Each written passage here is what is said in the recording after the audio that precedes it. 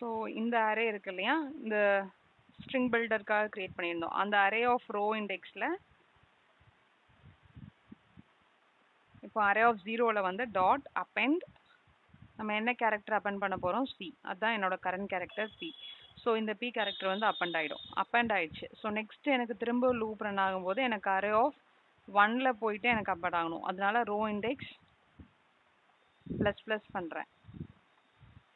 Okay. So பண்ணால் next எனக்கு 1 ஆகிடும். அதுக்கப்புறம் எனக்கு y வந்து எனக்கு 2ல் போயிட்டு அரே ஆஃப் இண்டெக்ஸ் ஆஃப் 2ல் போயிட்டு அப்பெண்ட் ஆகணும். பட் ஆனால் அதுக்கப்புறம் திரும்பவும் எனக்கு 0க்கு போகணும்.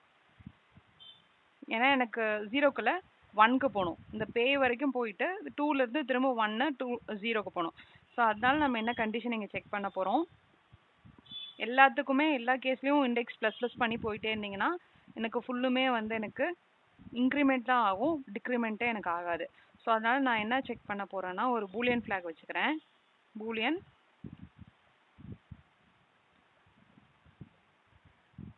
கோயிங் டவுன் ஈக்குவல் டு இனிஷியலாக ஃபால்ஸ்னு வச்சுக்கிறேன். இனிஷியலாக கோயிங் டவுன் வந்து எனக்கு ஃபால்ஸ் வச்சுருக்கேன். If row index equal to 0வாக இருந்துச்சு அப்படின்னா, 0ல் இருந்ததுன்னா எனக்கு கோயிங் டவுன் வந்து ட்ரூவாக இருக்கணும். ஏன்னா கீழே போகணும் நெக்ஸ்ட் இல்லையா, பின்னாடி ரிவர்ஸில் போகக்கூடாது, கீழே போகணும். ஸோ அதனால going down equal to true. True பண்ணிடுறோம்.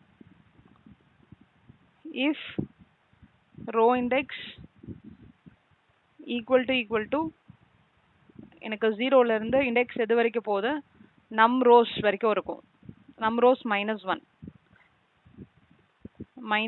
இருந்துச்சு அப்படின்னா கோயிங் டவுன் வந்து எனக்கு ஃபால்ஸாக இருக்கணும்.